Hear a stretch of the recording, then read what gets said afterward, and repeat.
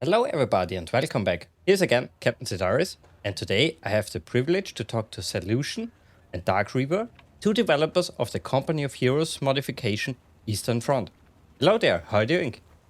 Hi, thank you for having us. I'm doing great. Hello. Well, the honor is mine. Thanks for joining, really. Before we go more into the game and the mod, I would like to know a little bit about yourself. What are you doing in real life? What movies and games do you enjoy? So my name is Ingmar, or otherwise known as Celution, and I'm one of the lead designers on Company of Heroes Eastern Front, together here with DarcReaver. In real life, I work as a hydrogeologist, or in other terms, a groundwater engineer. In terms of movies, I'm like a bit of an all-eater. I really watch things depending on my mood, and I think I lean more towards the realistic types of movies rather than the ultra sci-fi.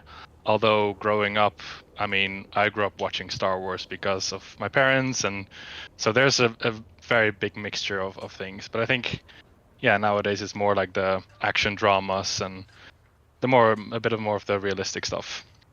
And in terms of games, I'm really what you would call like not a real gamer, so to say. Like I'm very specific with the types of games that I like. So it's not really bound to genre. It can be RTS games like Company of Heroes. It can be first-person shooters like Battlefield I used to play, or PlayerUnknown's Battlegrounds, otherwise known as PUBG. So it's really a big mixture. I also used to play semi-professionally in World of Tanks for a period of time, but I really don't classify myself as like I like one type of genre. I really choose the specific games, so to say. But yeah, that's a bit short summary about who I am. But I think that's exactly the definition of a gamer for me. I also don't play one game. I have so many games on my hard drive all the time installed. I couldn't never focus on only one, so that's totally the definition. Maybe so. I would say. I've heard people they've questioned why I don't play every game that comes out, so to say. But I'm very specific in the games that I like, so I can choose a game. For instance, Company of Heroes, and I've played this game for 17 years, and I have a hard time going like to the next game just because it's new, so to say. Well, I guess. just a quick summary of my stuff. I'm Hendrik. I'm from Germany, 35 years old. I'm industrial management engineer and work for city administration. And I'm pretty much tasked with all larger and smaller infrastructure projects. And I'm also responsible for construction measures and reconstructing in general. So everything that has to do with the city administration's buildings is in my resort. In terms of games, I'm actually pretty similar to Solution in terms of being very specific about games. I, in general, enjoy a good story, independent of the genre. I like horror games. I like shooters. I like role-playing games. I also like RTS, especially when I'm intending to play multiplayer, which I do quite frequently. And I especially like Company of Heroes for a long time. And I've been playing it since the release in 2006, just like Solution basically. I also enjoy the Age of Empires franchise and also like Dawn of War and the city builder games like Caesar 3 and so on, the old school games. And I like a good gameplay over pretty looks. I find it totally interesting that you both are not in the IT work life. Basically, you do something completely else. So, what brought you to Company of Heroes and later then to modding? I've always had an interest in IT. I even considered studying it for a while, but then I really found my niche in hydrogeology and really fell for that world and the world of groundwater. But putting that aside, there's actually a very specific story of how I got into modding, and it's a fond memory of. I remember specifically when playing Company of Heroes for the first time, and I played through the campaign, and there were certain units that were not present in the multiplayer, and it kept bugging me. Like I really want to have this unit in the both the skirmish mode, but also in the multiplayer experience. And this was way back before, like this was the original game. So before they added the additional factions that eventually added these specific units. So it really, the idea started growing on me. Like, is there a way for me to add these things through modding? Because even at a very young age, I have actually a history with modding. I used to mod StarCraft and StarCraft Brood War. I did some scripting and maps, scenario creation in the Age of Empires series, and this started way back when I was before like a young teenager, I would say. And then Company of Heroes really came out at the right time and moment where I was mature enough to really, start looking on the internet. Are there modding tools? How does it work? And yeah, the first thing I really wanted to do was just add these units from the campaign into the multiplayer. Actually, it's quite interesting. For me, it was very similar, but not with Company of Heroes, but instead with Warcraft 3. I was like 10 years old, and I played against the computer because I had no internet at the time. And I was bothered by the human race not having a fire mage. They had an archmage, a mountain king, and a paladin as heroes, and I was like, I want the fire mage to be in the game. And then I started to mess around with the editor feature from the game, which is quite a mighty tool in which you can modify a lot of stats and change models and also create own spells and stuff like that. And I was like, I want to have this specific unit, and I just messed around with it for weeks and bothered all my friends to play the map, which I built around this fire mage with everyone. And of course, it was just a first try, but in general, I just wanted to have something personal in the game that bothered me not being inside the game at that point. And of course, throughout the time, I modded more and more. I got better at it. I was in forums, I looked up stuff, I created own maps and even an own game mode that was similar to Dota at the time. Of course, it was less polished and less popular, but a few people played it. And with Company of Heroes, I was on a LAN party back then. One of my friends had a copy of the game and was like, "Hey, you like World War II, right?" And I was like, "Yeah, it's quite interesting and I like Battlefield." So he was like, "Want to play Battlefield but as real-time strategy?" And I was like, "Yeah, of course." And then we played the first round and I was immediately hooked and kept playing it back and forth and got my own copy, started playing online. And after a while, I came to know Eastern Front mod, and I registered on the forums, posted some replays there, and after that, I was contacted by the community manager, who was Black Bishop at the time, if I wanted to become a balancer, which were the internal playtesters who got the development version and could report bugs and test the game for the developers because they were not active players. And throughout the process, I became a central part of the team, and at some point, I was announced to be the head game designer of Eastern Front, which was around 2016. So I was part of the team for like 5 or 6 years at that point, and I'm still active today. And Celution, what was your first contact with Eastern Front? Yeah, this dates actually back many years when I first got into contact with, not specifically with Eastern Front, but I used to be extremely active on a forums called Relic News, and which was basically the forums available for all the Relic titles like Homeworld, Dawn of War, Company of Heroes, and I was super active in the modding section. That's where I learned how to mod by asking questions and teaching myself the modding tools, and then sharing that knowledge with other people. And this happened around 2007, 2008, and this is also the time when most of the bigger mods that you still see today started to appear. And there were just very lengthy discussions on those forums about different mods and what was possible at the time. We were very limited with the modding tools we had initially, and a lot of things that are possible today weren't possible then, like animating new vehicles and getting them into the game. So there was a lot of just speculation and like conceptualizing of wouldn't it be cool if, or what would you want to add in a mod that would be situated on the Eastern Front.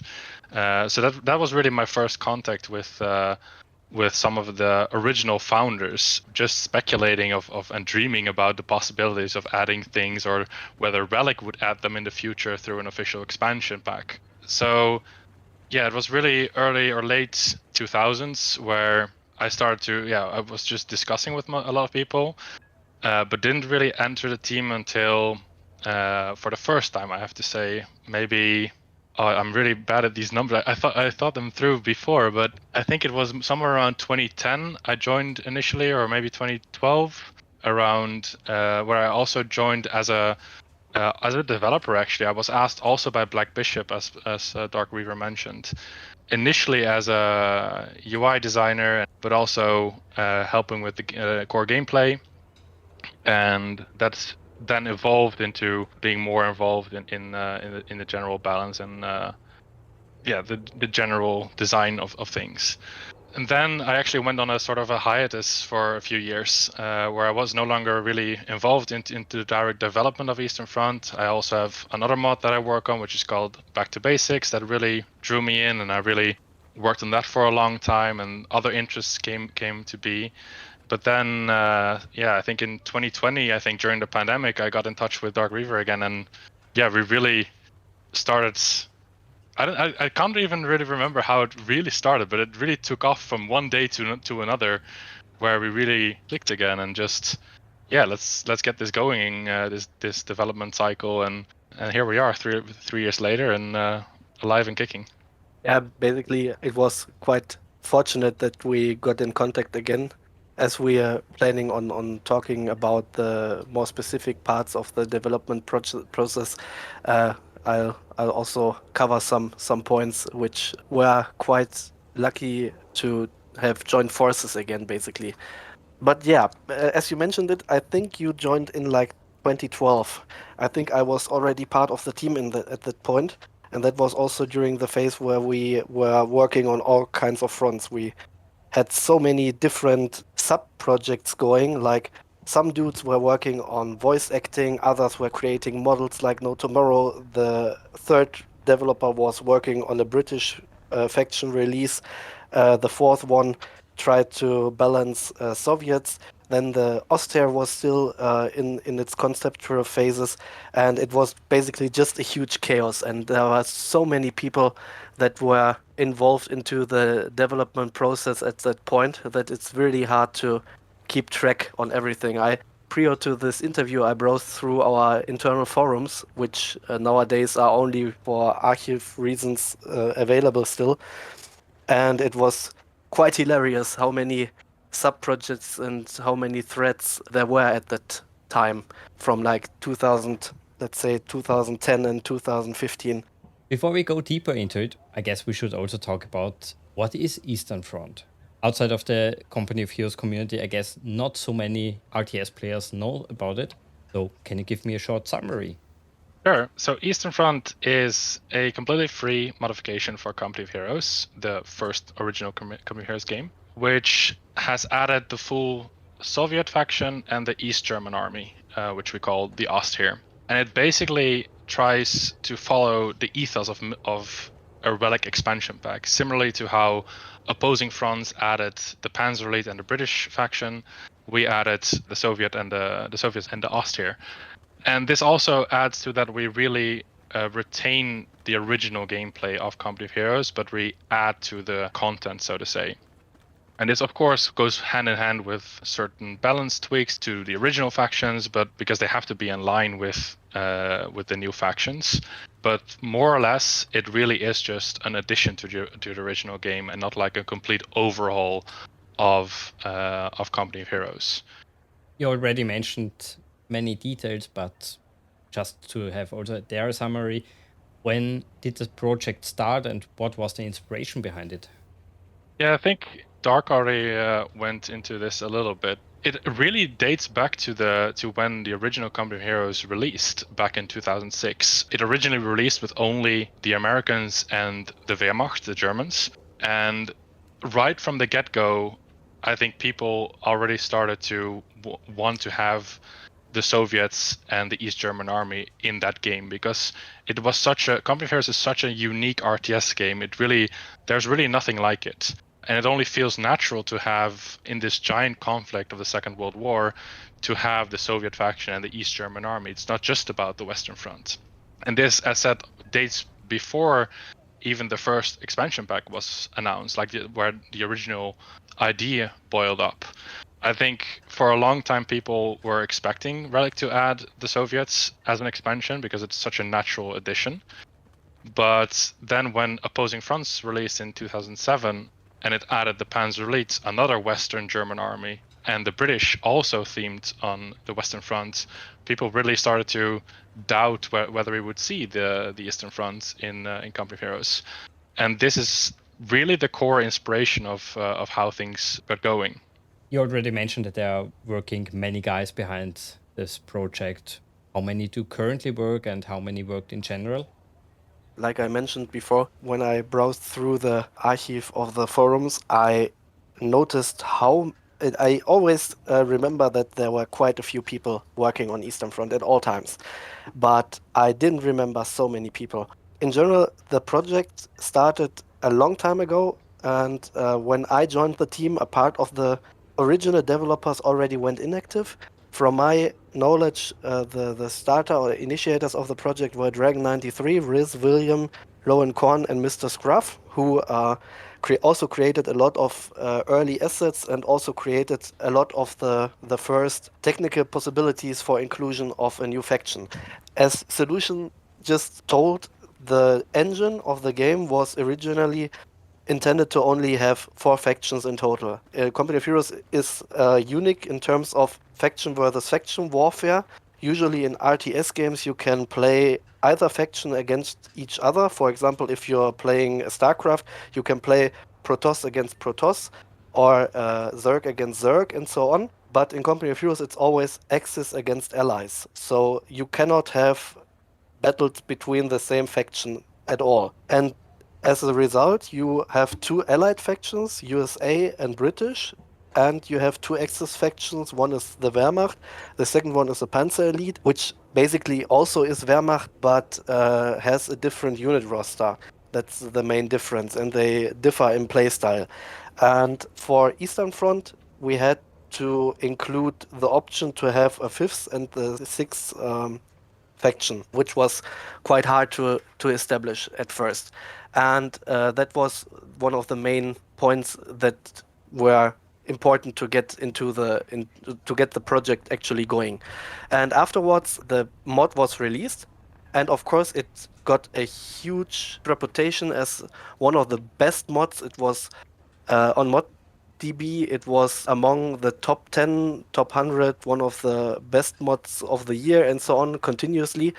And in total, at the hype times, we were like 12 developers. Majority were 2D and 3D artists and coders. A lot of those came from the IT department and had a coding background for the most part, or were pretty experienced in using 3D and 2D software, of course. And we also had a huge team of internal playtesters. From my remembrance, there were like 10 people who were available playing Eastern Front pretty much all day from all around the world. And we had a dozen translators for all the different project languages. So we were one of the few mods that did not only offer English, but also German, French, Chinese, Korean, and I don't know, Spanish and other game languages. But pretty much every language you or that was offered for Company of Heroes. And after the release of Company of Heroes 2, the overall activity declined, and we only had the, let's say, developer core in place, which were Black Bishop, Burrow, Apeman, Lord Rommel, Walkie, Don Xavi, Robotnik, Celution, and myself. So should be 9 people, if I counted correctly. We also had a part of the balancing team, which were Sublime Glimpse, Godlike Dennis, Cranial Wizard, General CH, Riggs, Dreamer, Ivish, Chaos Wall, and Juwan X, who were active for like somewhere in between 6 and 10 years, so pretty much from the release until 2020. So it was like let's say, roughly 18 people at the Decline. And currently there are 3 developers, Robotnik, myself, and Celution, who work on everything that is gameplay and art related. And we have some people who are still, let's say, on a reserve and add or give in features if they need to. And we have 5 balancers who still help us with playtesting. So the team is still relatively large, but compared to the initial times, it's only a small percentage. But still, it's really a huge team. And I find it really unique that you guys translated this project even. I don't even remember why. It actually, when I joined the team, it was like a given thing that everything related to the game is translated into various languages.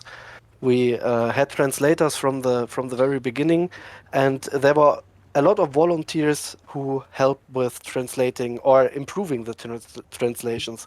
We also encouraged people to join the team to help us with the localizations, and a lot of people took the offer and helped us with all kinds of language supports, which was a very fortunate thing. I guess also the benefit of having such a large team and translators is that you basically gave both factions new voice lines. This has to be mentioned, though. This is a huge compromise because, as DarcReaver mentioned, there are a lot of engine limitations to Company of Heroes that make modding difficult. However, it has to be said, Company of Heroes is also one of the games where you can basically change everything at the same time that some critical stuff is hard coded. So we have to be very thankful for the things we can do, and the things that, or the areas where you have freedom, the possibilities are almost limitless. But the areas that are hard coded are much leave a lot to be desired. And one of the things is actually the faction voice lines, where like Company of Heroes is also unique, where the Americans obviously speak English, but the Germans, the Wehrmacht and the Panzerbrigade, they don't speak German, but they speak English with like a funky Hollywood English German accent. And this creates a lot of humor, and it's also part of the storytelling of Company of Heroes and part of why people come back to it, because even to this day, for veteran players, you still can find completely new voice lines by spam clicking a unit that you've never heard before.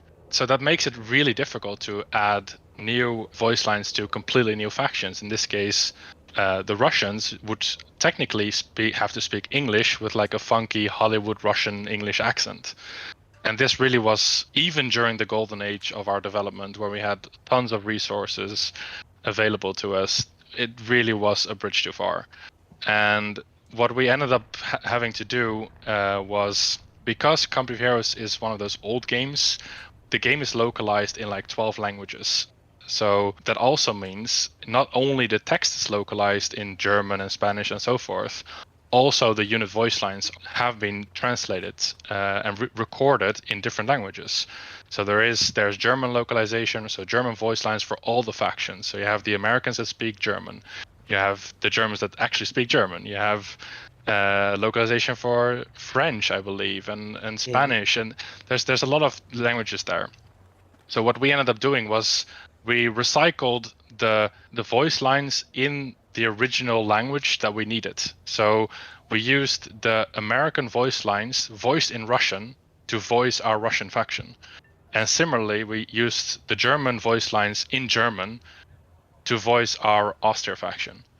And that really was a compromise to really make the factions feel like their own and being new factions and a new addition, even though it deviates from the original style where the factions actually do speak their own language. But if we would have used original voice lines, it really would have felt unimmersive. You mentioned that there are some hard-coded factors in this game. I guess in any game that's the case. But is there a difference between the vanilla version of the game and the expansion, especially in the sense of adding a new faction? the add-on in terms of adding Panzer Elite and British opposing fronts, it didn't improve the modding capacities much. It added a few features that helped us, but overall, everything related to faction edition was a sort of makeshift process that was made by our team. There were some key features as we are talking about Company of Heroes unique features. One of the unique features, for example, is your units can retreat. That means you can fight an engagement, and there are a lot of abilities, units, and tank guns and stuff like that that can heavily damage infantry units. Infantry units are always in a squad. That means multiple squad members form a team, and as long as one of those squads is alive, you can reinforce the squad for a cheap price back to full strength. That means if you conserve your units well throughout the game, you end up with having a reward in terms of saving resources, which is slightly different from other games where a unit is killed and it's dead. And for Company of Heroes, a unique feature to help players preserve their infantry units is a retreat. You hit a key, and the unit stops reacting to your orders, but it will move towards the base by itself at a higher speed without anything stopping them. So it basically means the unit is in panic and moves back to your base and can be reinforced. And this feature, for example, was not present in our first Eastern Front version for the reason that it was technically impossible to add this to a new faction because the game didn't know how to treat the custom faction and to allow this kind of feature. And we had multiple other things that also were highly problematic. Did you solve all that problems before the expansions came out? The actual release of Eastern Front was after Opposing Fronts was released, as far as I remember. I The think in release was 2009. yeah, and Eastern Front was released in 2010, I think. But in your internal beta test phases, was there already a playable state? There were a few videos on the official Eastern Front YouTube channel that is no longer present, unfortunately, where there was a showcase match between the Soviets and the Wehrmacht at that point, because the Ostheer was not a thing back then. So Soviets were added first and played against the Panzer Elite and the Wehrmacht exclusively. And back then, there were makeshift solutions to circumvent the whole retreat feature.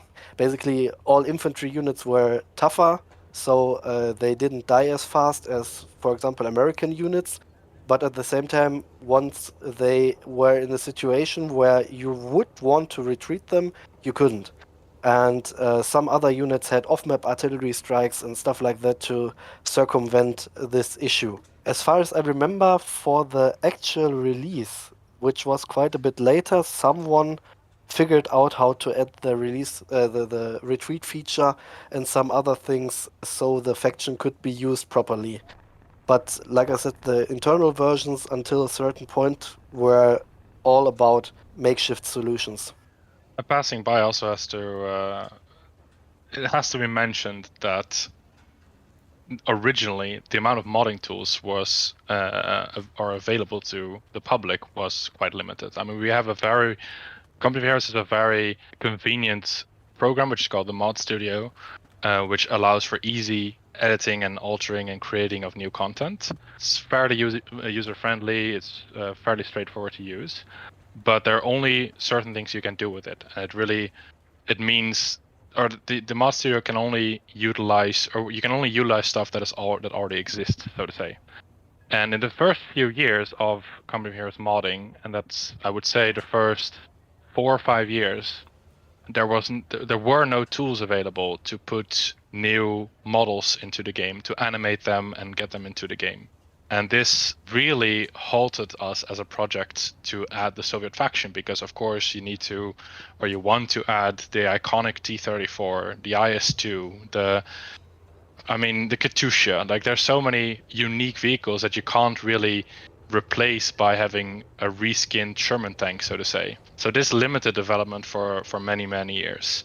And it wasn't until we got access to those modding tools that the project really started to take off. But even then, it was a very slow process because the tools that were released were very difficult to use. There was no documentation, so it really was a sort of pioneer world of figuring out the tools and figuring out how to get the stuff that we wanted. So that was also a big hurdle for a mod like Eastern Front. Yeah, Sounds it was sorry. extremely clumsy. That a lot of things that could have been done quite fast and efficient were extremely excruciatingly complex at that time, and it was extremely hard to create content in terms of quality content for the mod. And last but not least, I think we also should mention that at a certain stage, I think it was around the release of Tales of Valor, the last expansion pack for Company of Heroes, that Relic sort of accidentally locked the ability to add new factions.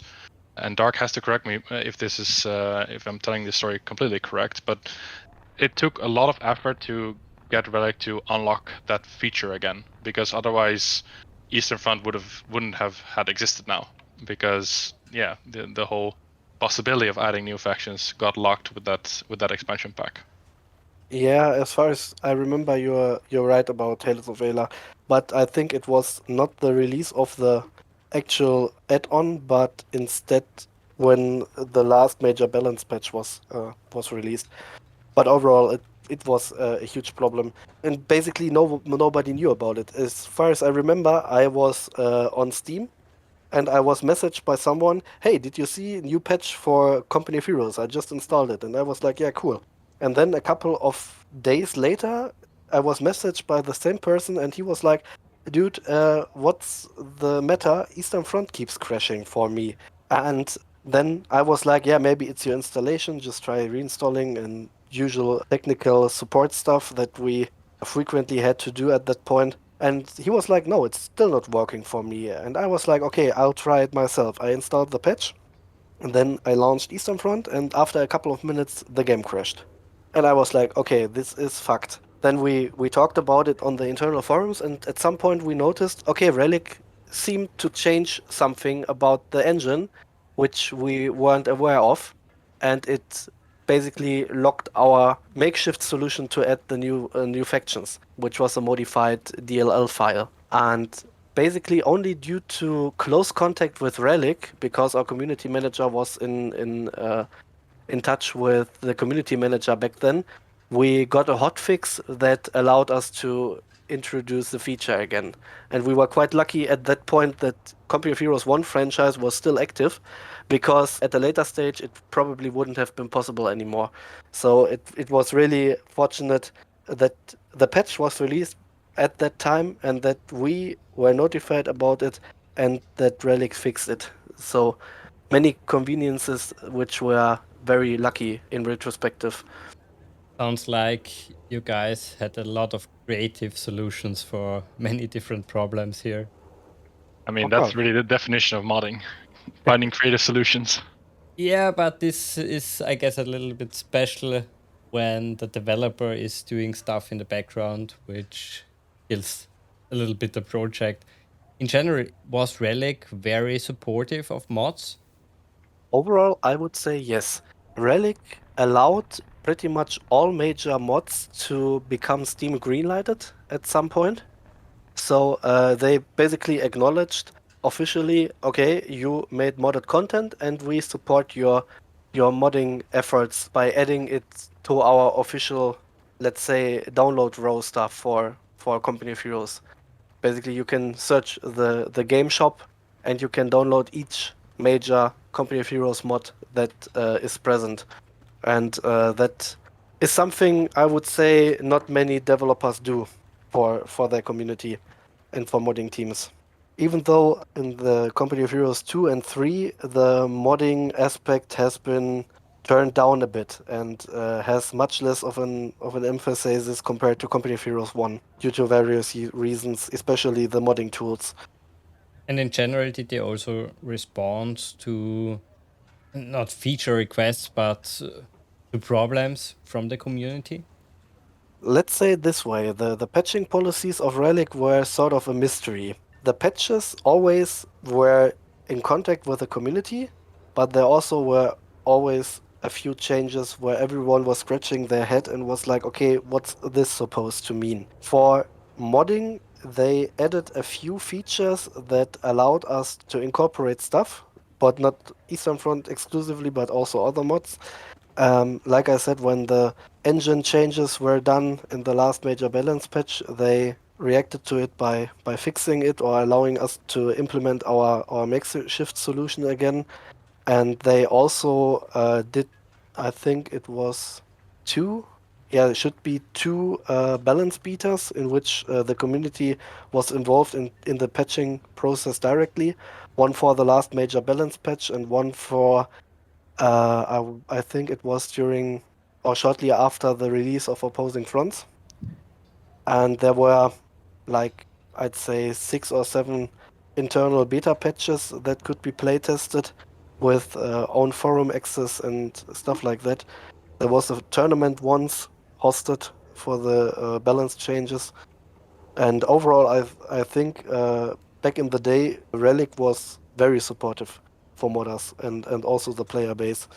I think important to add here is, though, in my opinion, there weren't like elaborate efforts to expand the modding possibilities, but there were also no efforts to limit them. So the game originally released with a very powerful world builder, in which you could create maps in, which is a very powerful tool, and that could be regarded as modding. Then the original mod tools that I mentioned, the mod studio, is not made by Relic, but rather by a community member.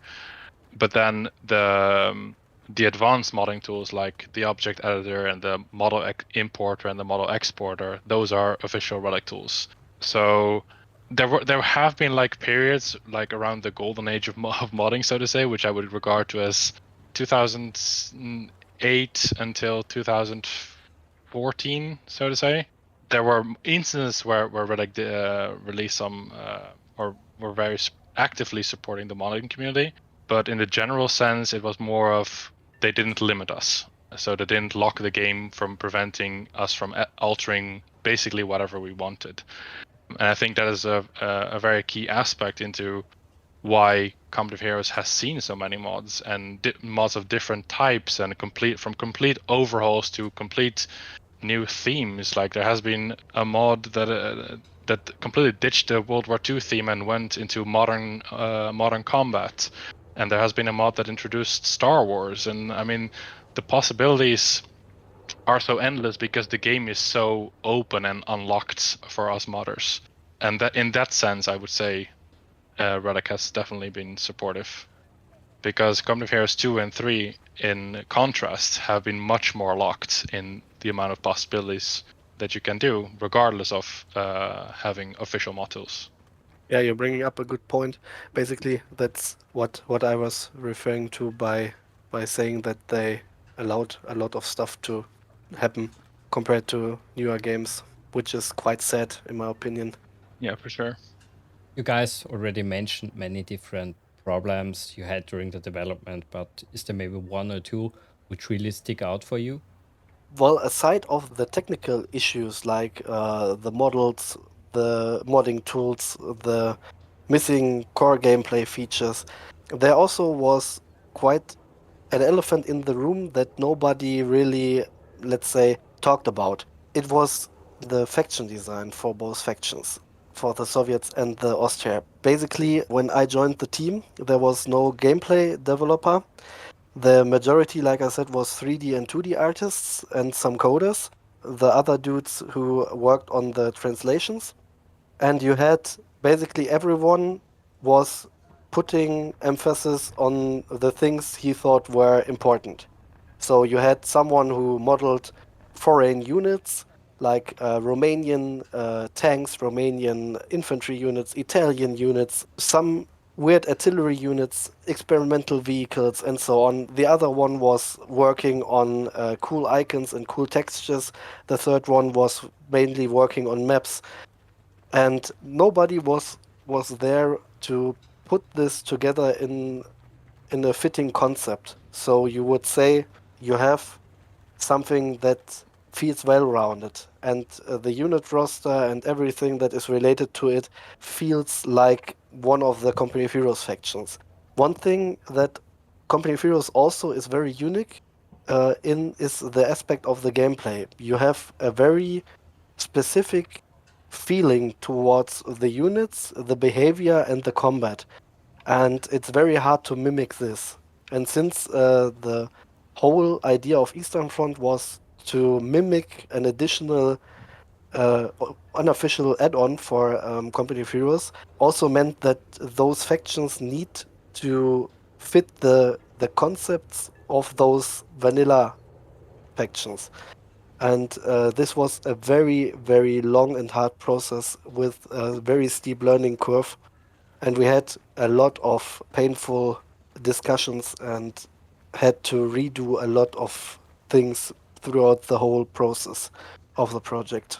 Yeah, I think that's a very interesting thing to mention there, where I think what people don't see when they look at a mod on a Steam page is the amount of work and passion that goes behind the scenes, so to say. Company of Heroes has, or the World War II theme is very popular amongst gamers, but not just gamers. Like, and that this is why Company of Heroes has such a wide audience with different different needs and different desires of what they want to be present in the game. And this is always a point of heated discussions, as Dark mentioned, where different people have different desires and expectations of what should be present in a mod. Some people really want to add everything, so to say, and I really mean everything, because they want to reenact certain major tank battles of World War II, or they want to reenact a movie they have seen, or they want to reenact the entirety of World War II with a maximum historical accuracy. Whereas the core game of Company of Heroes, the original developers, they really hit the nail on its head by introducing a very interesting theme in World War II, but also acknowledge that gameplay is really important, well polished and balanced gameplay. And that means that you have to limit yourself in what you add to the game. And this is a painful process, because you have to you at first you don't know what you want to add, and it's a really iterative process where, okay, let's add this unit, and let's add this unit and that vehicle and this tank and that artillery unit. And then as time goes on, you realize, okay, maybe this is not the perfect selection of units that we want. We have to try something else. Let's exchange this for that. And what you end up having in the background is we have a huge archive of unused content or unused vehicles. And because you simply cannot add everything. There is only a limited amount of spots available in a faction for so that the gameplay still feels solid and easy to understand. And this, we get this question all the time, like, why don't you add this? Why don't you add that? Wouldn't it be cool if you add this? Or why was this unit removed that you had all those years ago? And this is actually a hurdle that we constantly have to tackle, even to this day, and even internally. Like, we discuss things to a point where you're like, where does it end? But yeah, it's I think it's actually a very, very good mention of you, Dark, where that is the big elephant in the room that for a long time wasn't really acknowledged. Yeah, and on top we also had the problem. Basically, like I said, the initial team that started the whole project went inactive after some point. There were some were due to private reasons, and others were like, we don't join the forum anymore. That was basically because those guys were invited by Relic back to Vancouver, I think, when they had their HQ there. That was in like 2011 or something like that, 1 year or 2 years after Eastern Front was released. And they were among the first people who saw a playable alpha of Company of Heroes 2. And they came back and were like, okay, our work is done. Relic is working on Eastern Front themselves. And at that point, the Ostheer was still not finished at all. There were only fragments of models of various different types that were mixed together in a concept that was made by a community member, which some people thought was cool. And the Soviets had massive problems at that point due to being unpolished. Like I stated before, and Celution also said they both factions didn't match the critical values that a vanilla quality faction needs to have, and they didn't play well rounded. And we were putting hours and hours into balancing and designing the Soviets without having the Ostheer finished at that point. And that was actually a huge backlash when we saw, okay, the developer is putting a couple of $1 million into a project that mimics our mod. At the same time, there were other guys who were like, well, that's great news because Relic thinks or saw the potential that the Eastern Front mod had, because the Eastern Front wasn't covered by many games at that point. It was mostly the Western Front. And Company of Heroes basically was a game that was like, you liked the soldier James Ryan, so here's the game that basically mimics the whole feeling of the movie. And it had a very cinematic campaign, which was very well done. The add-ons also added a very cool campaign for the British forces and the Panzer Elite, which was also pretty unique to play the baddies in a RTS game. And yeah, basically we were left with, okay, what are we going to do with the mod? And a few people were like, okay, we'll stick with it and try to finish it. And this process took a couple of years, as we're still active on the regard. I want to go a little bit later to the limitation of the engine, but before, Lucian, you mentioned something. Not long ago, I talked to some of the developers and mappers of Forgotten Hope 2, a mod for Battlefield 2, and they basically are very interested in having everything as it was back then. And their solution is basically to have on every map special units, special stuff lying around which the player can take. Would that be possible in Company of Heroes to have also that solution, that basically every map is a representation of a special battle where you have special units lying around on the battlefield and the player just takes it? I would say then it would no longer be Company of Heroes. I think for a game like Battlefield, I should mention it, or in this case, Forgotten Hope 2, which, by the way, is a phenomenal project, which I've been following on the sidelines for many years.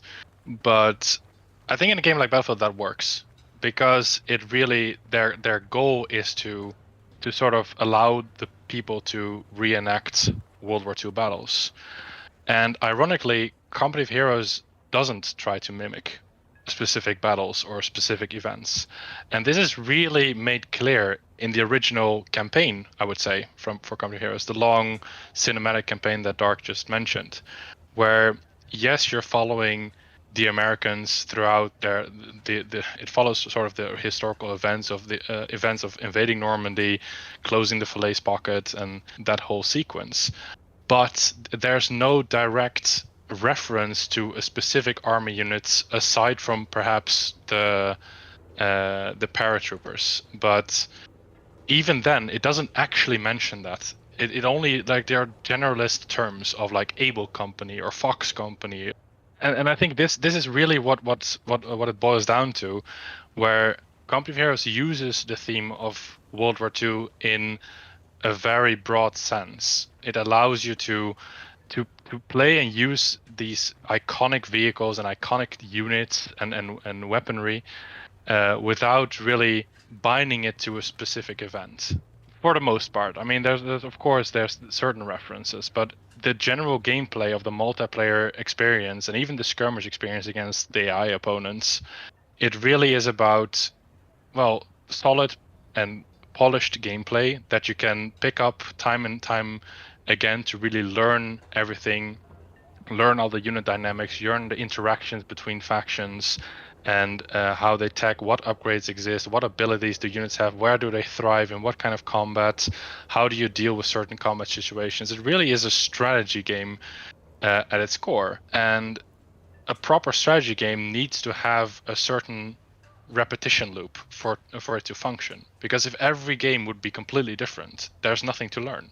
And I think this is why this is really something where the original developers at Relic, just as I said, nailed or hit the nail on its head with finding a correct balance of respecting the World War II theme, but also respecting that it is a strategy game that needs to be that needs to have a sort of a gameplay loop. And I just wanted to add, it's also one of the few games in which the player is actually rewarded for playing tactically smart. Compared to other games where you have a lot of repetition, like, for example, I want to mention Age of Empires, which is like one of the biggest RTS communities nowadays with the release of the Definitive Edition and the HD version on Steam, which brought thousands of new players to the game, and it was quite popular back in the day when it was released.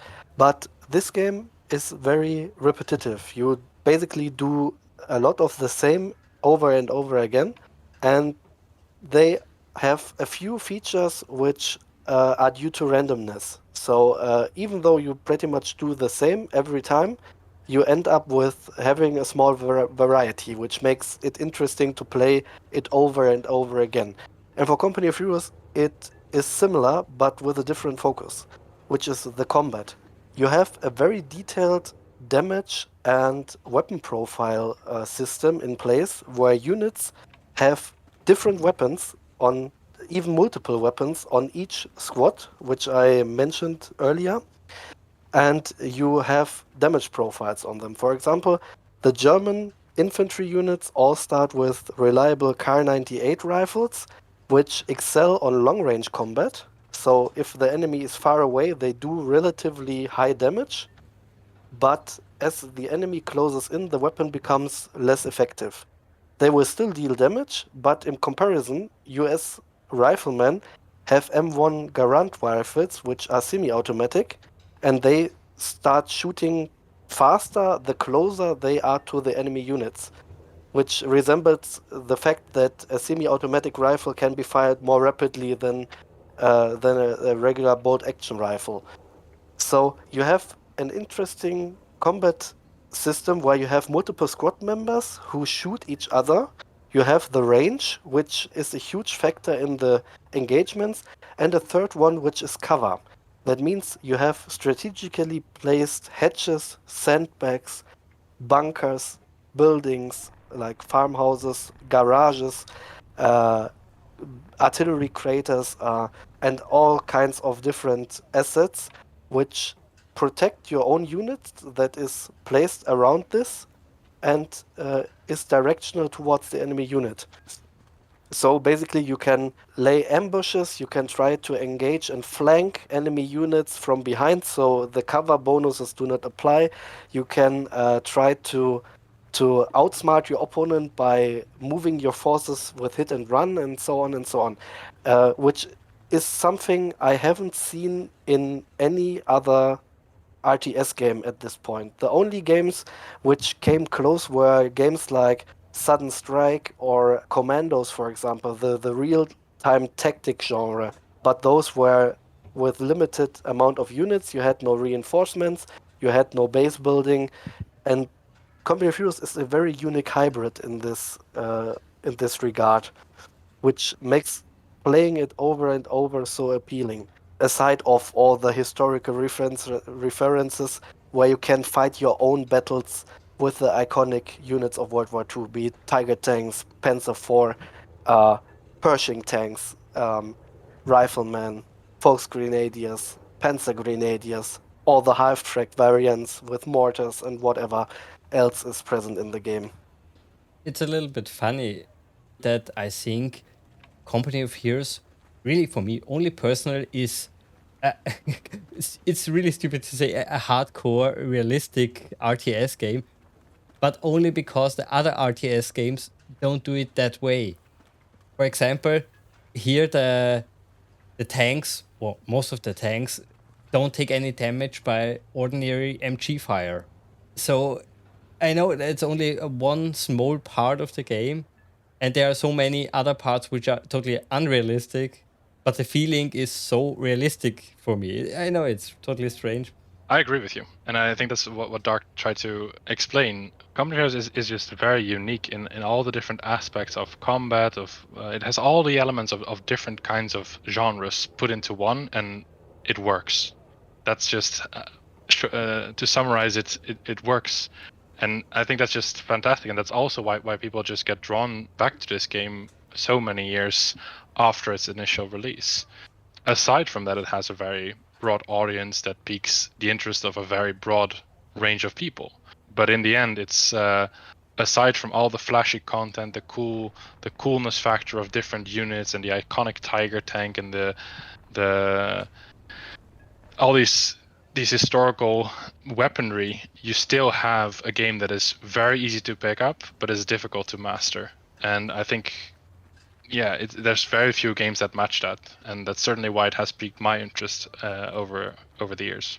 The learning curve is pretty steep for the game. Since we are long-term players, we don't notice it that much anymore. But like you said, Cedarius, it's very hard if you're coming from a different RTS game to notice that there is rock, scissor, paper, but with a twist, like tanks being invulnerable to regular rifle fire, which of course is realistic, but in terms of RTS gaming, is quite unknown. There are very few situations in which units don't take damage from other units, aside of maybe air units against ground units for most RTS, which can't be shot at.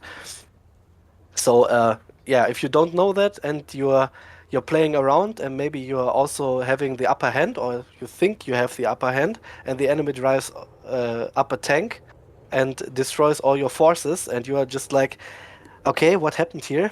It can be relatively frustrating, but that's something you pick up quite quickly if you play the single player content, which is, like said multiple times, extraordinary well designed content. I absolutely love the campaign. It's basically playing Saving Private Ryan as a game. It has a very similar feel, but has a lot of freedom compared to the movie, and the series Band of Brothers is also very similar in terms of feeling and behavior and voice lining, voice acting. So basically, if you like those shows and movies, you end up with loving the single player content. At least in my opinion, it's like that. Switching back to the coding side of the game, the engine limitations.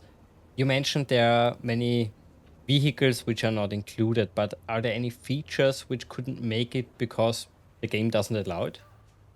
Yeah, in the process, we had very, very many foreign units that were modeled at some point. For example, like I said earlier, Italian tanks, Italian infantry units, Finnish infantry and tank units like the Stuk 3, Romanian infantry and tank units with special skins.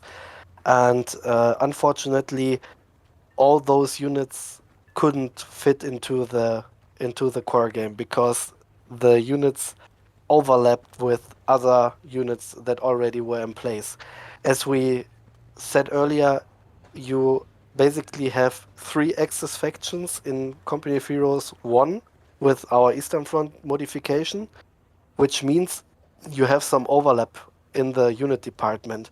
And of course, when we designed the Ostheer, we tried to create an own concept for the army, so it plays out differently from the other 2 Axis armies.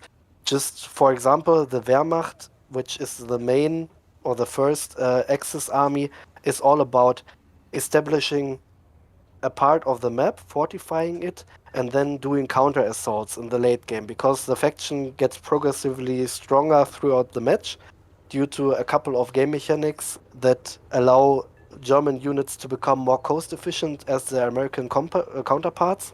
The Panzer Elite is more about a mobile, aggressive, early early game with a lot of light vehicles that can be employed in terms of half tracks and motorized vehicles like bikes and Schwimmwagens, which is a kind of jeep, but they lack heavy tanks except for the Panther, which is unlocked at a very late stage of the game, and the Ostheer as a unique perk that they are a very mobile early game army with lots of teching options, and they get progressively more defensive throughout the match. So basically, they are the opposite of the Wehrmacht. And to get this kind of gameplay, to get this kind of faction design, we had to scrap a lot of features from the faction that were originally meant to be in, because they either doubled with one of the other Axis armies, or didn't match the kind of gameplay we wanted the Ostheer to play out. For the Soviets, it was similar. We had dozens of tanks, variants, and other light vehicles, which were highly, let's say, special in many regards, and all those were scrapped as well. So, like Celution said earlier, we have a huge archive of unused assets that could have made it into the game if we had done a different modification. I don't know if you know the Blitzkrieg mod, which is another major Company of Heroes modification, which revolves around having a lot of special vehicles in the game, basically all variants of Panzers, of half tracks, of Tiger tanks are included in the mod as special units, and pretty much that is the core concept of the mod, to include as many models as possible. If we had done a similar mod, which didn't have the appeal to become or to mimic a real Company of Heroes add-on, we maybe could have added more of those vehicles and infantry units, simply because we would not have been restricted so much by the core gameplay. Ultimately, of course, the lack of, or the difference in the faction design allowed us to have the factions as more well-rounded and more polished vanilla factions. Other things that were ultimately left out were the voiceovers, or the voice acting in general, like we discussed earlier, due to lack of manpower and the ability to include them into the game, and single player content, which also was at one point a major thing for Eastern Front. We had people who were working on campaign scripts and were working on voice lines and creating a similar experience for players compared to the vanilla campaigns. But unfortunately, all people who worked on the campaigns were gone at some point. It was kind of cursed. We had one dude who did, I don't know, I think he was working on campaign missions for like half a year. And at some point he responded on our forums, okay, dudes, I have bad news. My house was robbed and everything is gone and is destroyed alongside with my PC. And everything related to Eastern Front campaign modding is gone. And we were about to finish at least a small campaign. So that was the first. And the second one started to work on the campaign missions. And at some point, his HDD crashed and everything was gone again because he had no proper backup. A third person started working on it and also wanted to do voice lines, but he was never heard of again. I don't know what happened to him, but he was gone. Maybe he was in the Bermuda Triangle or something like that. I just hope he's doing well. Yeah, and it's quite sad, but that's how it is, and we had to deal with it. And we still don't have single player content up to this day because of that. Also, one thing to add is the single player content creation is extremely time consuming due to the limitations of the editor and the modding tools, because basically you have to write a script which is quite large with all the orders that units and cameras and stuff like that need to do.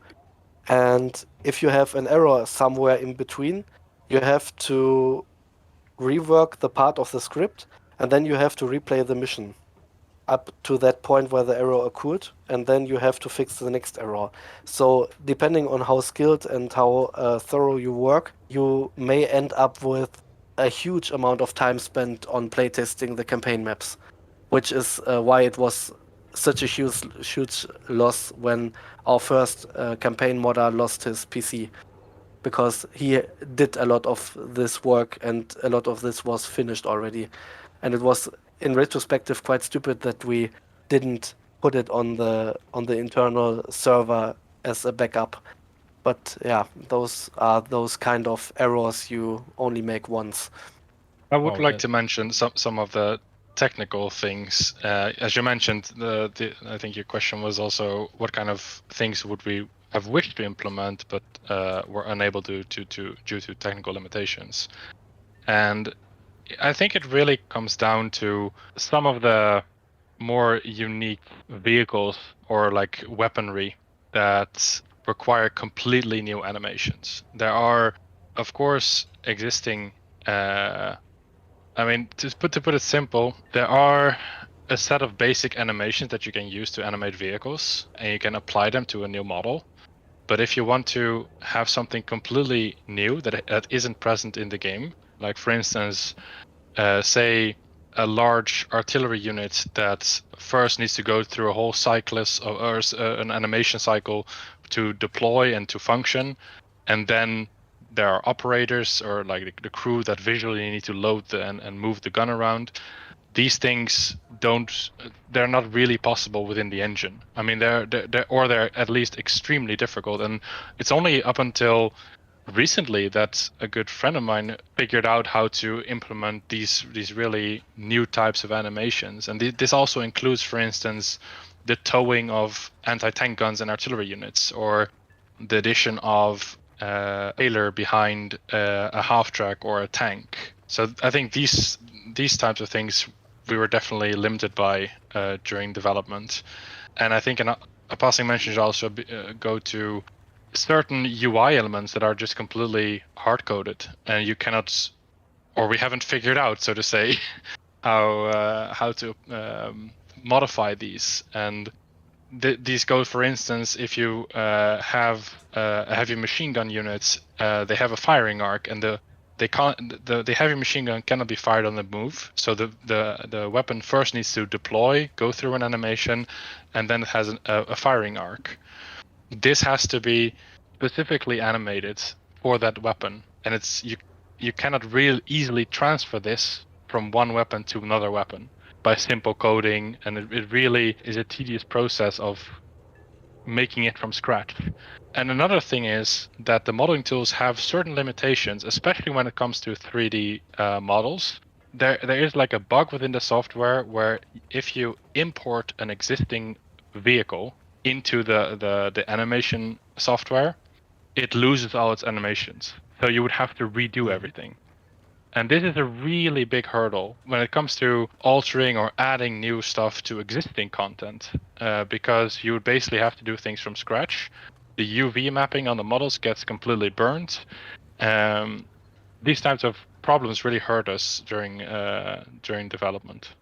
One last thing, as you're mentioning the UI, which bothered us for a long time, due to the way we implement the additional factions to the game, we also have no option to play them in the ranked in the ranked match system. So basically, Company of Heroes has a matchmaking system in which you can select your army and then you are automatically matched against other players, which works like a regular ladder system for most modern RTS games. And I'm pretty sure Company of Heroes was also one of the first games who did this in a proper manner with map voting and stuff like that. But yeah, obviously the new Axis and the new Soviet faction do not work with this kind of mechanic, and it's also hard coded due to the server system on Steam. The old Company of Heroes had its own server when Relic was still part of the developer THQ, who went bankrupt in like 2013, I think. And back then, Soviets could be played in ranked, but they were not recognized as Axis or as allies. So basically, you were matched randomly against Americans and Wehrmacht if you joined the ranked queue. But yeah, that's something we would have loved if Relic had decided to allow us to actually play the factions in ranked gaming. It's quite sad that it doesn't work, but that's also something we have to deal with.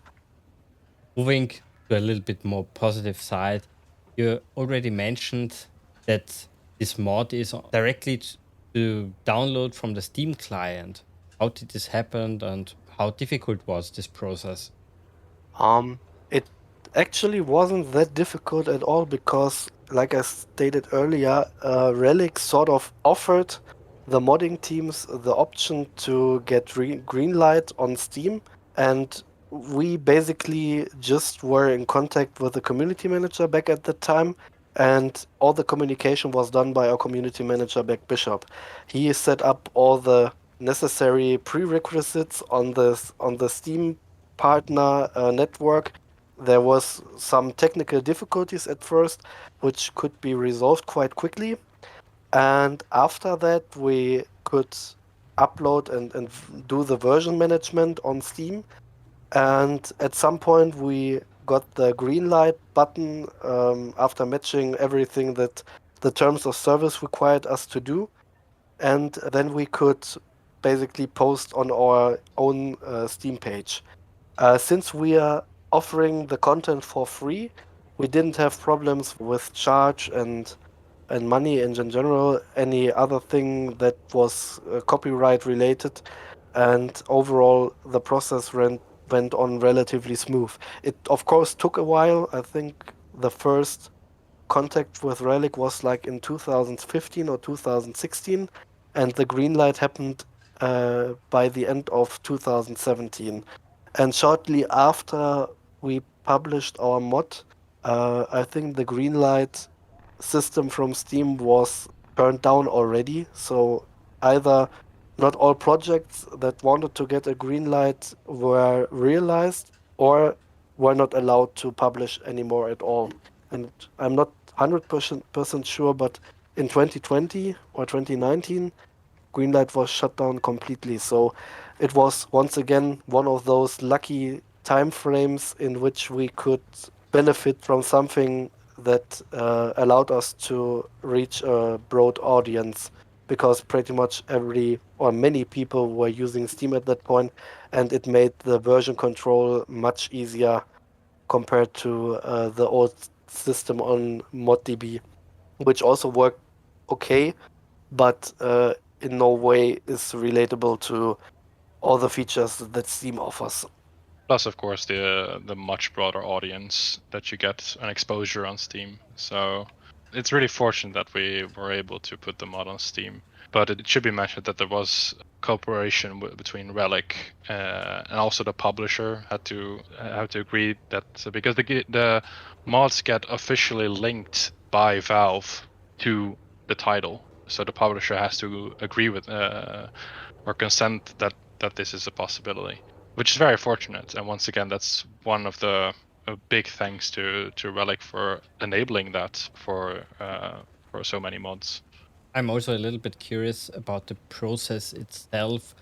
How difficult was it basically to get your mod to the Steam client? Was it basically just writing many emails between Steam and your modding team, or was there an interface? How can I imagine that? Basically, it was mail communication. Then after let's say, the whole, let me quickly, Well, the whole. I can get in between here because I recently went through this whole process, 2 years ago actually, for Back to Basics, another mod for Company Heroes, and it is actually fairly easy on the back end side of Steam. It's a very user-friendly interface. It's very sophisticated, to actually get your files, the mod files themselves, packaged and pushed to Steam. And it's also very easy to push updates and set them live. So there are a lot of sophisticated tools available. And the initial process of getting the mod registered is actually fairly easy as well. Like it's you first have to prepare all the pages, like the store page, the library page, the all the backend stuff. It has to be registered on like a company, but if a company does like it can be a dummy company, so to say. And of course, because mods are free, you can skip all these financial things or the financial steps, which makes it a lot easier. And then it's a process of, in our case, Relic, giving or contacting Valve that they grant us or that they allow the mod to be linked to their official title. And it's also in our case where Sega didn't really have to get in between, because when we did contact Sega, they said like Relic has full access to decide on this matter. So it really was a matter of Relic sending an email to Valve confirming that the mod is legit and that it's that they accept that it's being linked to their official game, and then Valve does all the backend stuff related to that, and then it appears as like on the Steam page you get the banner of a community-made mod, and that it requires Company of Heroes to be installed and so forth. Really interesting. Does the Steam client also basically make a copy of the original Company of Heroes and installs it basically the same way as you would install an ordinary mod to it? Or is that completely different, the install process?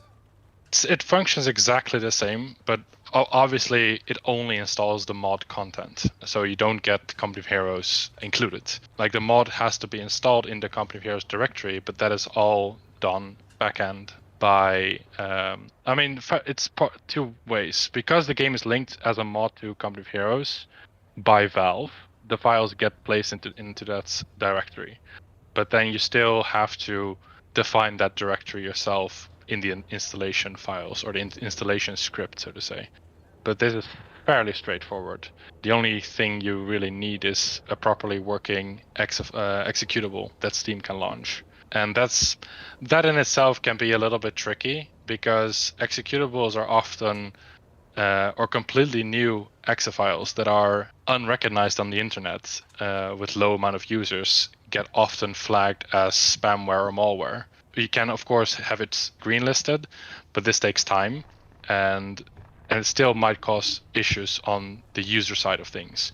But usually after a certain period of time, this resolves itself. The more people that download the mod from Steam and accept that it's a legit file.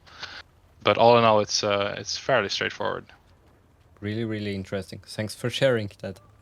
Since you can update the mod via Steam, very simple. What are your plans for the future?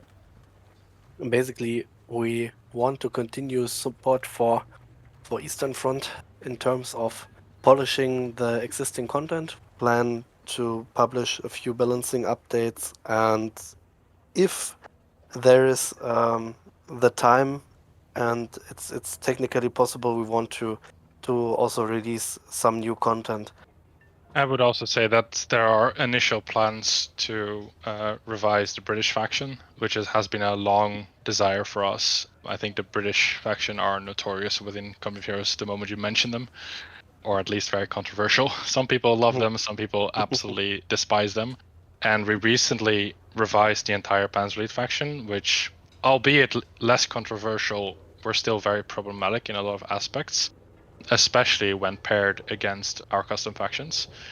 And we basically want to go in that same direction with the Commonwealth to really enable that faction to be played in a similar manner as the other factions without completely breaking certain core gameplay mechanics that they currently do. And this is, maybe you could see this as a deviation of seeing Eastern Front as a pure addition to the original title. But I think the game has come such a long time, or such a long way. And I mean, we're 17 years after original release. And I think a lot of people desire that the British faction gets some love, so to say. And this doesn't necessarily mean nerfing them or like making them less powerful. We want them to be more interesting and more dynamic, and really incorporate them more into the original idea of what a proper Company of Heroes faction should feature. So that's definitely also on the horizon, and but we cannot share any dates because we're not going to meet those deadlines anyway. But all in all, we can say we plan on continued support for the mod in the future. That's always good to hear. Since I'm a big proponent of archiving everything, the internet is known to be basically not there forever. So maybe if Steam shuts down tomorrow, I hope at least you guys would switch to an ordinary client so the gamers could still enjoy it. Well, Company of Heroes would need to be available. Well, it basically is still is you could still have your CDs. Yeah, true. I mean, if Steam would shut down, which would be super unlikely, there would definitely be other ways. Like we would go back to the old-fashioned way of doing things by releasing stuff on ModDB, for instance. So there is an archiving future at least. Right. Okay. The reason why this is also a question that we get quite often, like why don't you release both on Steam and on ModDB and like try to broaden your exposure on multiple platforms?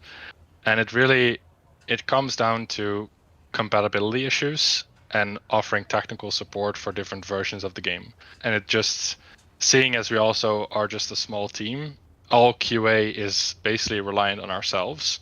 And let's not forget to mention, this is something we do in our spare time. Like this is not our job or our full-time job. We don't get paid for this. This is pure a passion project in essence. This means that we don't have the resources to support various platforms or various versions of the game. So the easiest way for us to do it is to just say Eastern Front is only compatible with the Steam version or the latest Steam version of Company of Heroes, because otherwise you just create this nightmare for yourself where people download the game, say on ModDB, and they run a very old version of Company of Heroes and like, why doesn't it work? And it's just unfortunately not possible for us, and it's unrealistic because it would just you create the mod for the latest version of the game, and it would only create a lot of difficulties.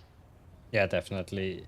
Like you said, it's a passion project, and you have to focus basically on the biggest target group and the easiest way to do stuff.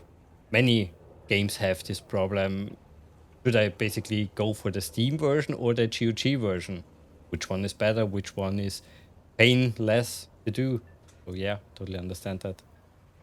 Looking again a little bit to the past, what would you say was the biggest thing you learned? What can you take with you from this mod project?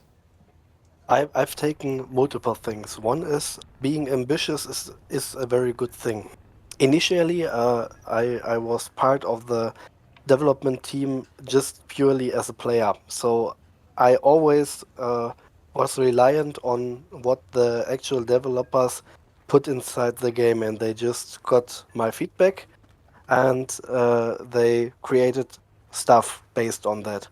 At some point, I was eager to actually learn Core 6, the modding tools, myself, and I just put some time and effort into it and sort of mastered it. So I know at this point a lot about modding Company of Heroes, what technically is possible, what technically isn't possible, how to create everything that is required for gameplay to work. And at the same time, I also learned how important it is to give creative and critical feedback.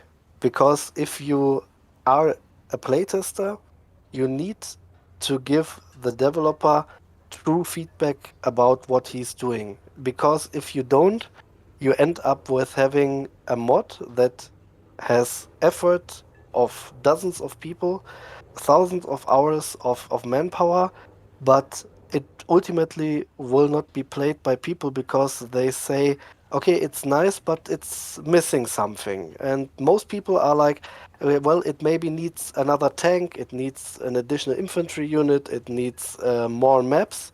But in truth, it means the gameplay isn't polished enough for people to stick with it. And this is an issue a lot of mods have. They have a lot of art, they have a lot of dedicated people who work on all the graphics and all the fancy stuff that looks nice, but the game has no soul at that point. And it's extremely important that somebody is responsible for putting the soul into a mod. And if it's missing, no matter how many games you play, how much feedback you give to the developers, the game will always feel mediocre. And throughout my whole, let's say, career as a modder for Eastern Front especially, I learned it the hard way that it's always important to listen to your playtesters, and it's also important to listen to the players, listen to everybody who's investing time and effort into the project, and trying to actively involve people into the whole modding process. And this leads to the second point. Since there are so many people in the beginning of a project who are very maybe even fanatic to include stuff into the mod to create content, it's important to channel this energy into the direction you will need ultimately. For example, we had, or I had, the imagination for the Soviet faction to have a flak and anti-tank cannon. That's an 85 millimeter anti-air weaponry that was used by the Soviets to destroy tanks in World War II. It was used in city combat a lot, and basically, I would have loved to include it into Eastern Front, but there was no model for it.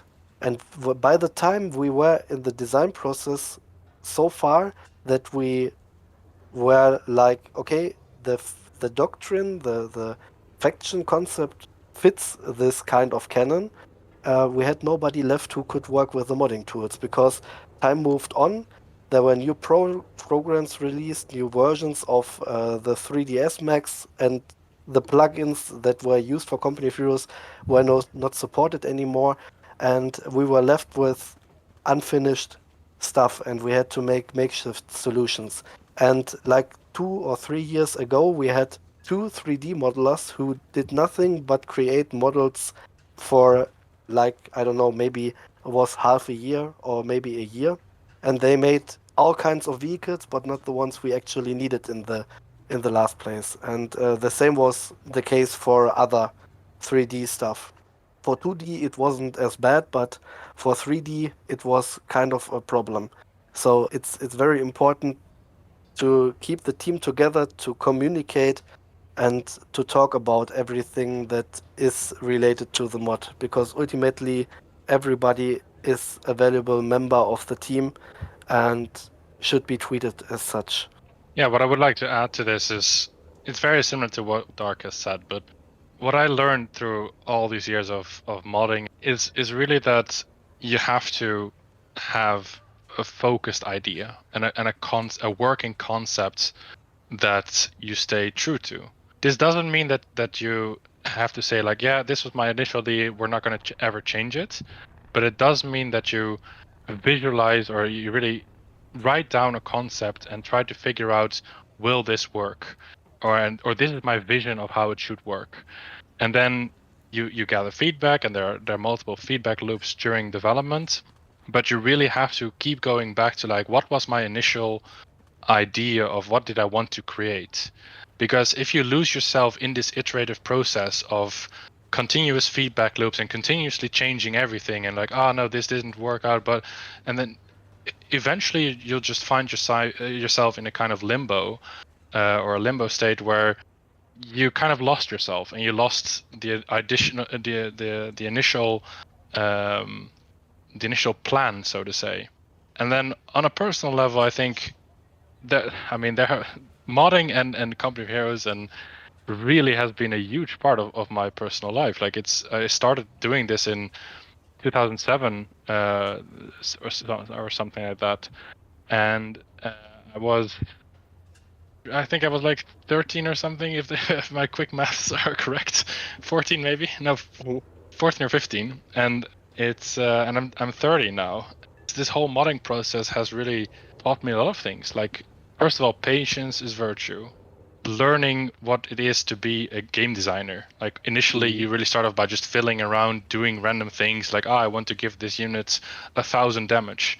But then ultimately you really start learning, like, okay, what makes this game really good? What does it make that people come back to this game? Why is the core gameplay so interesting? Why does it create this sort of loop of me wanting to continue to play time and again, even though there are other things out there? And I think this really shaped me as a developer, just through the process of time and all these different projects that I've been have been fortunate enough to be a part of. And then, of course, like all the people that I've met, Dark and I met on the internet, and we just hang out and we have so much fun together. And I think this is ultimately one of the bigger gifts of like getting to know people through the internet who share the same passion. And then you also notice that aside from sharing that passion, you get along really well on a personal level. So I think these are just more of the personal things that I learned throughout this whole modding process. Aside from learning how to mod and mastering the modding tools and writing countless tutorials to teach other people and helping other people solving modding issues that they had, because when I started learning modding, there were barely no tutorials. So it really like sharing this knowledge, and I don't know, it's just all these various factors have resulted in this huge learning curve throughout a large portion of my personal life. Absolutely. And it also, one thing that a lot of this knowledge is universal. For example, at some point a couple of years ago, I decided to give a try to another game I played excessively in the past, which was The Lord of the Rings, Battle for Middle-earth. In case you know it, it was quite a niche strategy game based on the Lord of the Rings franchise. Absolutely unique gameplay. The game had a slot system. You had fixed bases with a certain size. You had map control elements that were new. You had some sort of command tree where you could unlock abilities and units and summons and a lot of cool stuff by killing enemy units and buildings. You had the heroes and stuff that was present in the movies, and it had a very unique atmosphere, also a very good campaign. And at some point, I just decided, okay, I want to create a small modification just for my personal use because I wanted to add some flavor to the game. And I just downloaded the modding tools, launched them, checked through them, and within a couple of hours, I was able to modify most aspects that I saw fit. And the same counts for other modding tools as well. So basically, it's never bad to gain knowledge about something because it is very likely that you might be able to transfer this kind of knowledge to a different area. And I would say, adding to that, I mean, I work as mentioned, as a hydrogeologist or a groundwater engineer at a large consultancy, and having worked as a personal passion project or as a hobby, as being a project lead, this really gave me a lot of communication skills and ways to organize a project that multiple people work on and have different roles in. And so there are actually a lot of things that you learn just from what at first glance is a simple hobby that you then take into your personal life or your professional life, I should say. But yeah. What I always find so fascinating and perplex even is that you guys started modding during an age where there wasn't any YouTube, any big guides how to create stuff, basically. Back then, you often had to take even a book to learn a different language or something. It was a different age. For sure. It's as I said, like most the way of learning was through the limited information available on forums and really just learning by doing. And it was a unique experience, so to say, that took a lot of hours. Yeah, definitely. So really, hats off here, guys. You did an Back in amazing my day, modding was an attitude and a mindset, Basically. not some fancy stuff on YouTube. But yeah, it's actually true.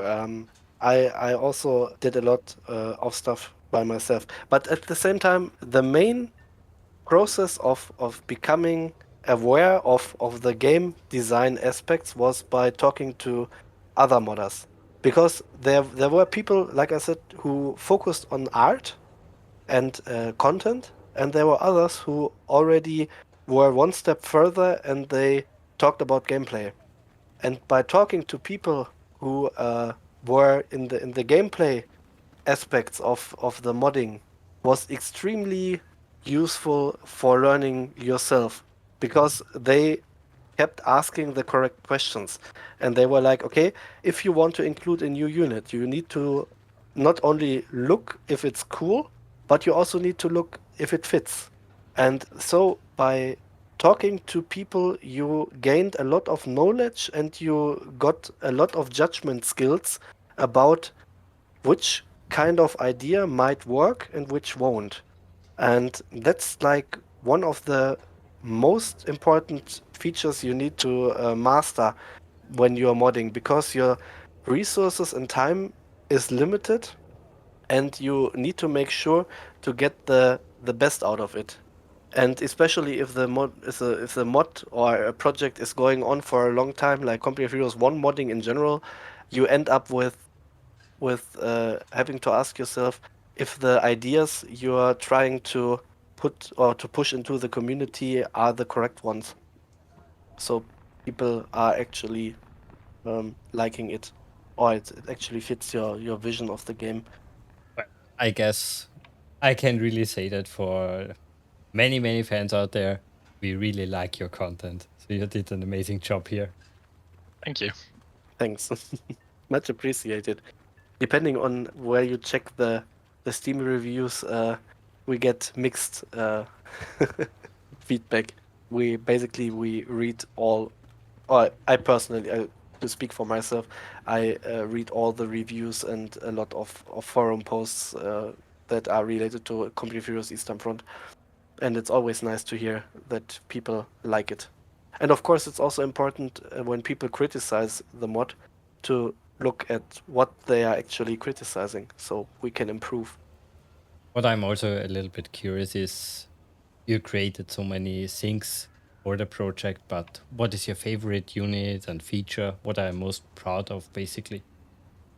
I actually was thinking about this question beforehand, and I really have a hard time pinpointing one thing, because ultimately it really is the whole package for me. Like when you play one of the new factions and it really just feels like as part of the vanilla game, and you don't feel like this is really something that stands out compared to the original content.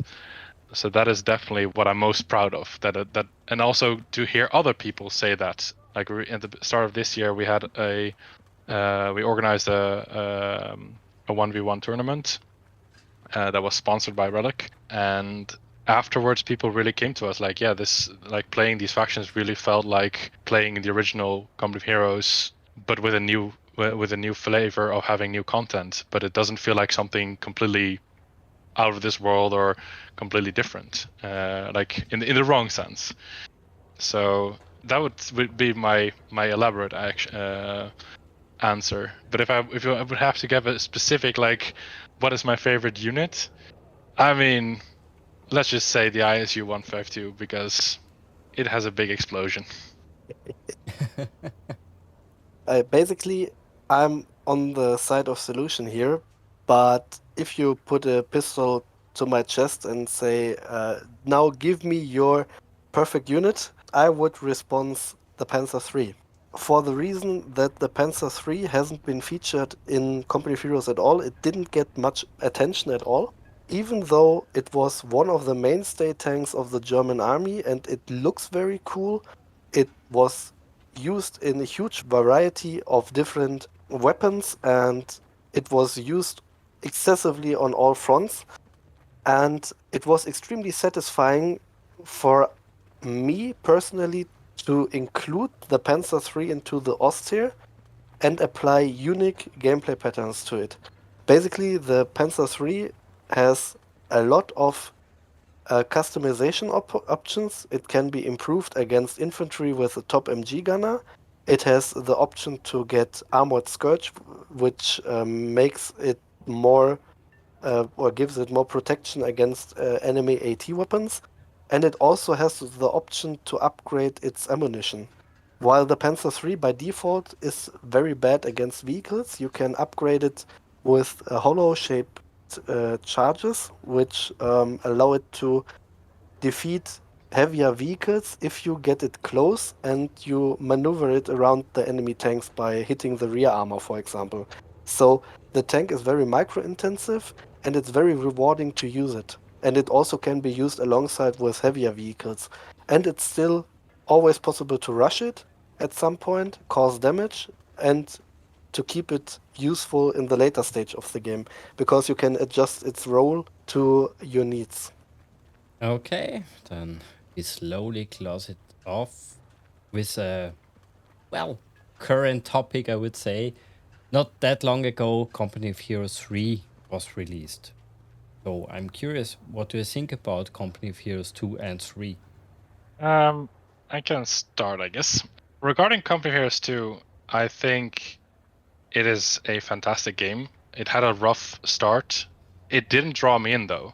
I always have a hard time putting a finger on why CoH2 never really drew me in, because ultimately it was an expanded CoH1 in a lot of regards, but it also was low. It also lost a lot of the critical soul that I felt with Company of Heroes 1, and I still do. And then there are more superficial things like the presentation of the game itself, where like the game UI really bothers me. I find it too flashy. It annoys me when I play it. It's almost migraine inducing, so to say.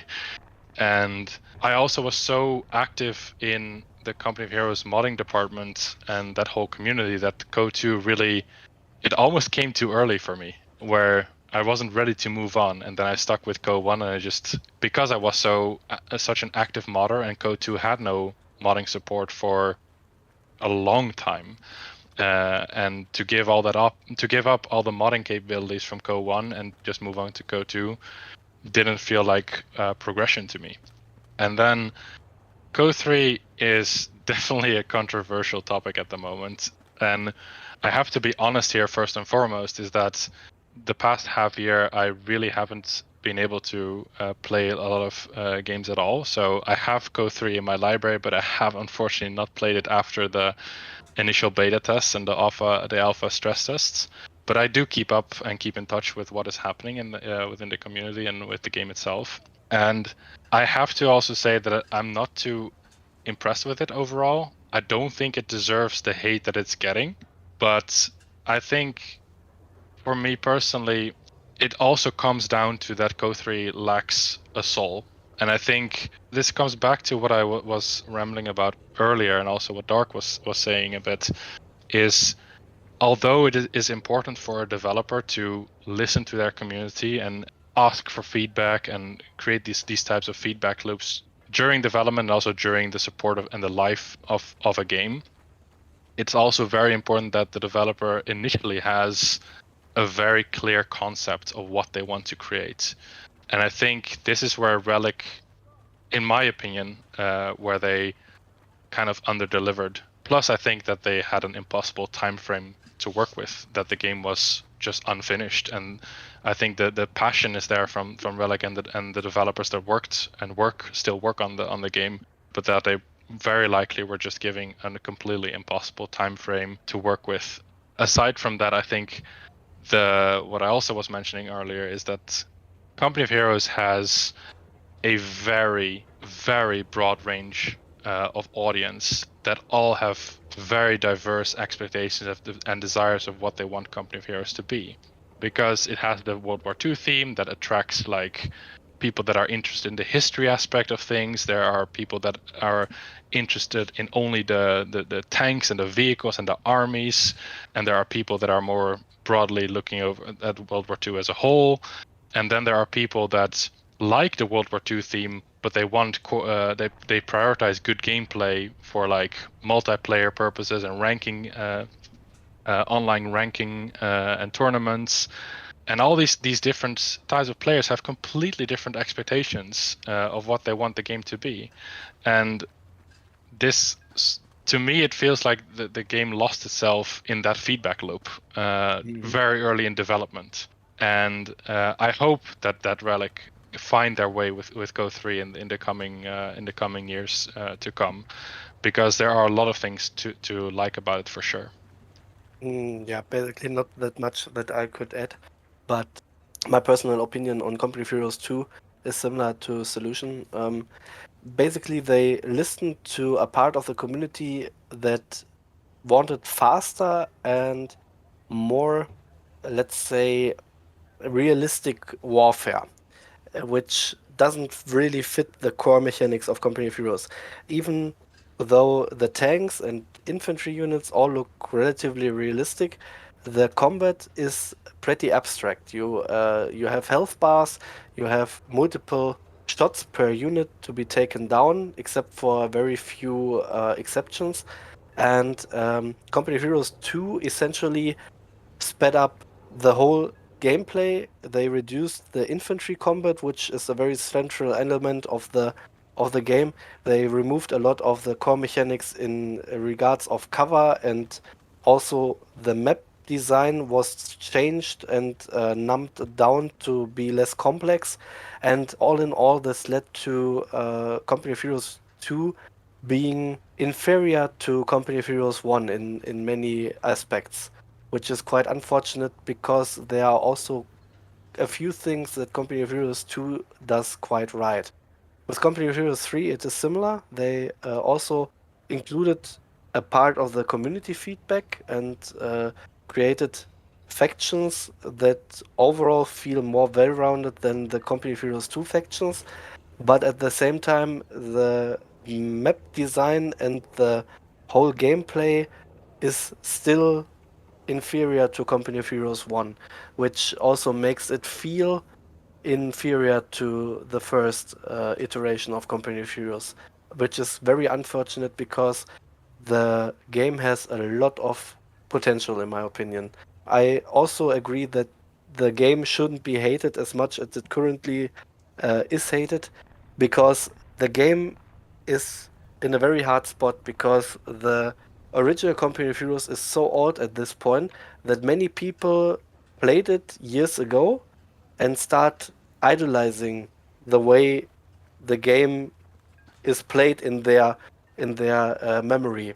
And in reality, the regular Company of Heroes still has plenty of issues.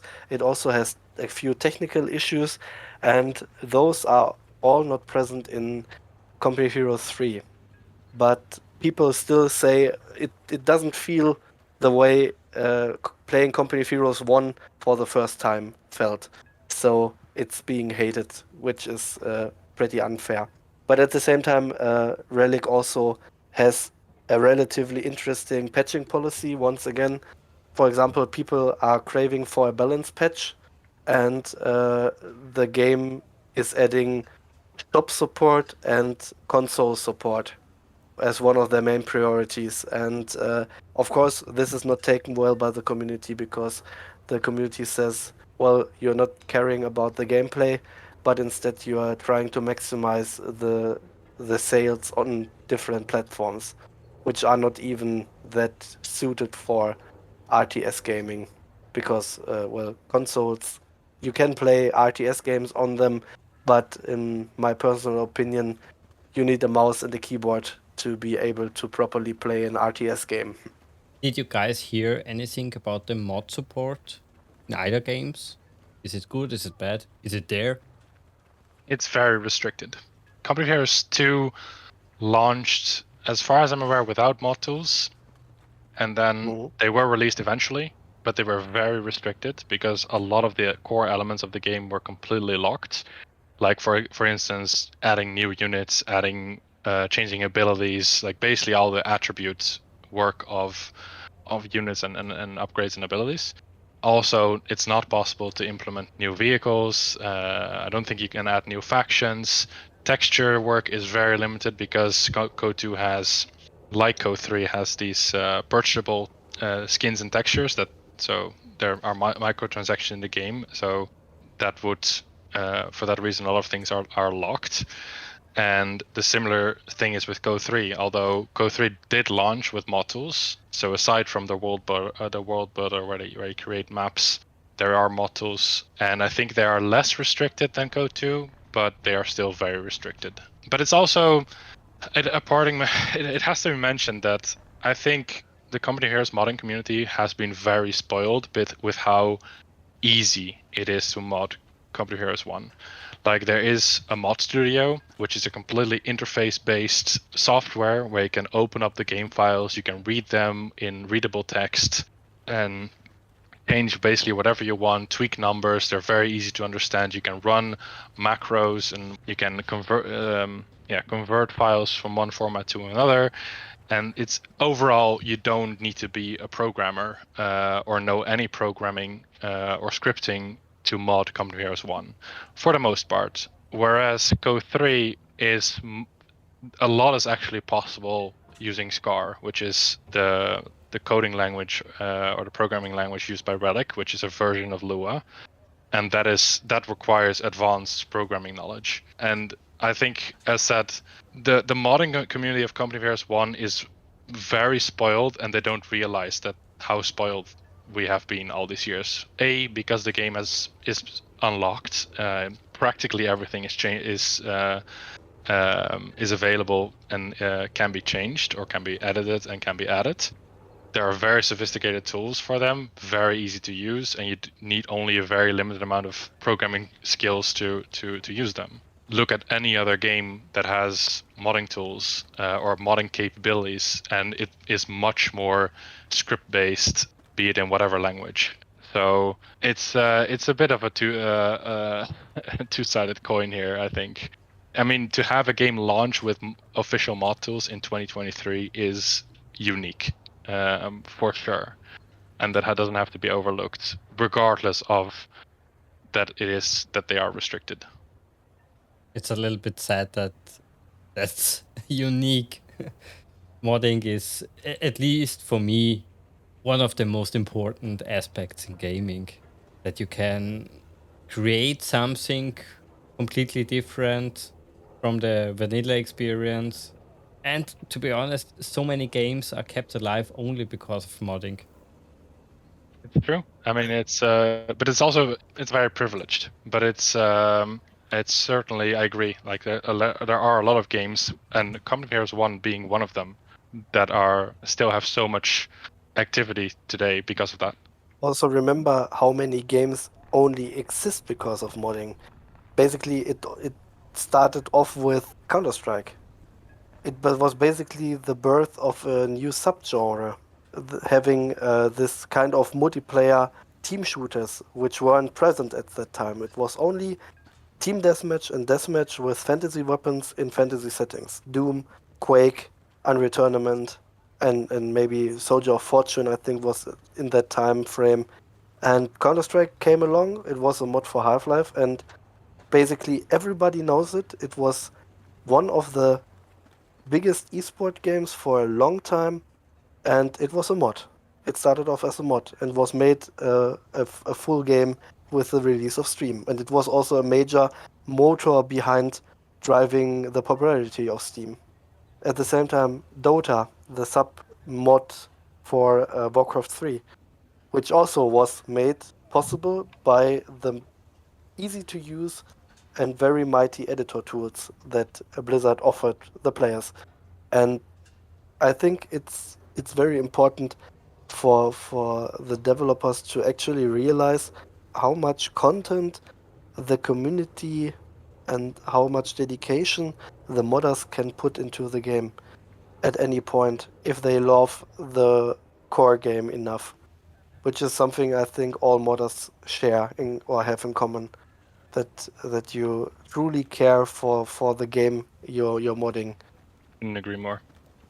Should there be a new modder out there who would like to join your team, where can they basically contact you? We have obviously our official Steam page, and there's the community hub on Steam, and we read the forums and we answer to questions and suggestions and stuff like that. And otherwise, the best way is to join our Discord, which can be found also through our Steam page. And here we are basically always available to start spicy discussions about game balance, design, and whatever. So it's I would say Discord is definitely recommended. Okay, guys, then. Well, I would say this is the part of the video where I open the mic to you guys. Is there anything you would like to add? Anything we have missed? Well, first and foremost, I want to thank you so much for this opportunity. It was a big privilege that you wanted to talk to us and to get to know us and our creation that we have dedicated so much time to. Well, I have to say a big thank you to you guys for creating this, joining this, and sharing the story. Like I mentioned, I'm big on archiving stuff, and we lost already so much from the early days of modding. And yeah, I thought we should hear your story. It was a lot of fun, so thank you very much. Yeah, thanks a lot. Well, I would say that's it for this video. Leave us a comment, tell us what you think about the game, and of course, play the game. Until next time.